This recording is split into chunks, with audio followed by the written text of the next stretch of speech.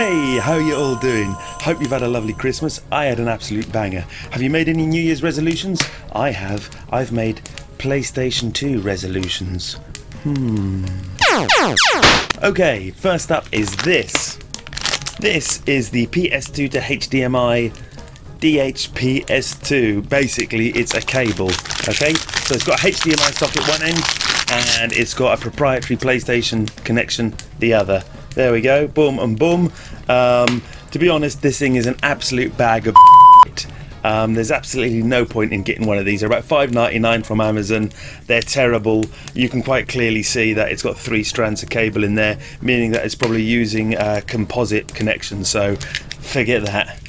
Next up is this. It's the HDMI adapter for PlayStation 1 and PlayStation 2. PlayStation 1 and 2.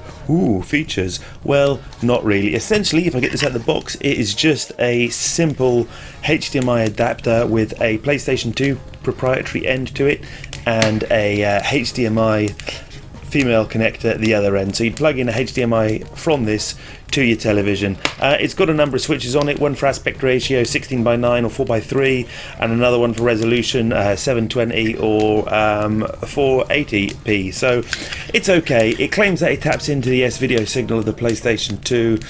As a consequence, it's alright. I wouldn't recommend it. It was £12. It's kind of average. Powered by USB. That's typical of most HDMI adapters for the PS2. So away that goes. Okay, so moving on now, we've got something which is actually half decent. This is the Level Hike PS2 HDMI adapter. It works on the PS1 as well. So we take a little look at this. It looks very similar to the last adapter. So we've got a proprietary end there for your PlayStation 2, and we've got a HDMI socket there. I believe, like the other adapters, it's powered by USB. We've also got on there somewhere a little switch for aspect ratio. So you got 4:3 or 16:9. Now, this adapter is actually not too bad. It produces a relatively clear image. I believe it's using something similar to motion adaptive deinterlacing as well, so you won't get that sort of jittery screen you get on some other adapters.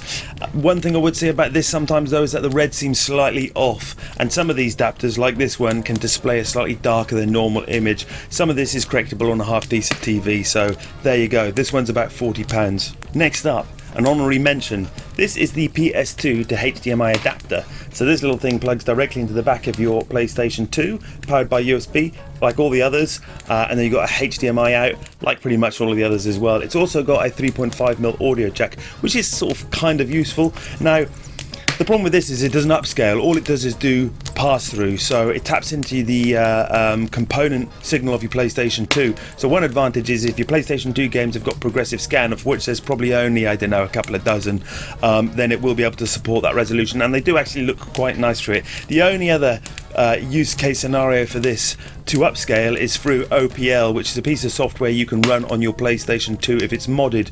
Within that software there's a piece of software called GSM, which will allow you to artificially upscale your games. It is a very mixed bag, and as a consequence a lot of games don't look right, or they just don't load whatsoever. So this is what I've actually settled on for the time being.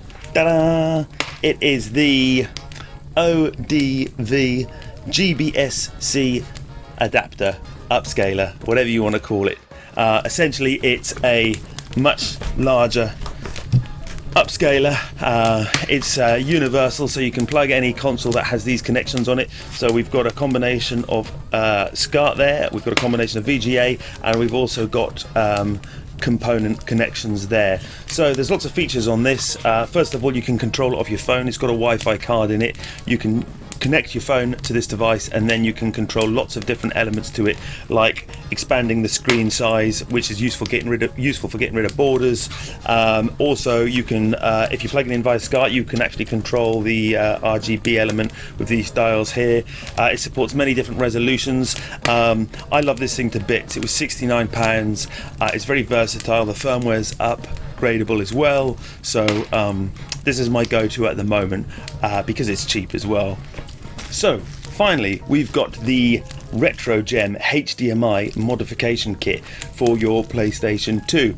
Now this I haven't actually installed yet because I'm terrified of it, but essentially you can install this into your PlayStation 2. They do a version for the PS2 Fat and the PS2 Slim, and essentially what it'll do is it'll tap a digital signal directly from the GPU and output that to be true HDMI. This is essentially the ultimate image you can get out of your PlayStation 2. It's taking a raw digital image from your PlayStation 2 and it's basically outputting it through HDMI. It's got built-in software, so it gives you other features as well, like for instance different resolutions. I think there's a smoothing feature in there as well. I haven't actually got it installed yet, so watch this space on that one. You do need to be a mastermind at soldering to actually get this in though, so and it's not cheap either, it's £100.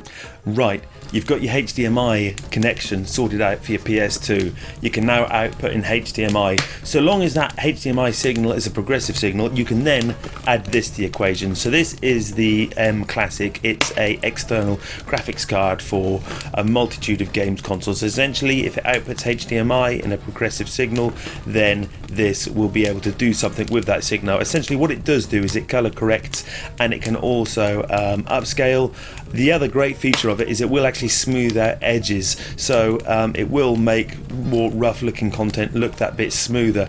I really rate it. I think it's a pretty amazing piece of equipment. I use it predominantly for my Wii, my PlayStation 2 and my PlayStation 3. It's about £89 new. I picked this one up for £69 because it was second hand, and yeah, I haven't looked back since. This will also require USB power, so if you're going to use this in conjunction with another adapter, then you're going to need two USB power supplies, so it's worth considering as well.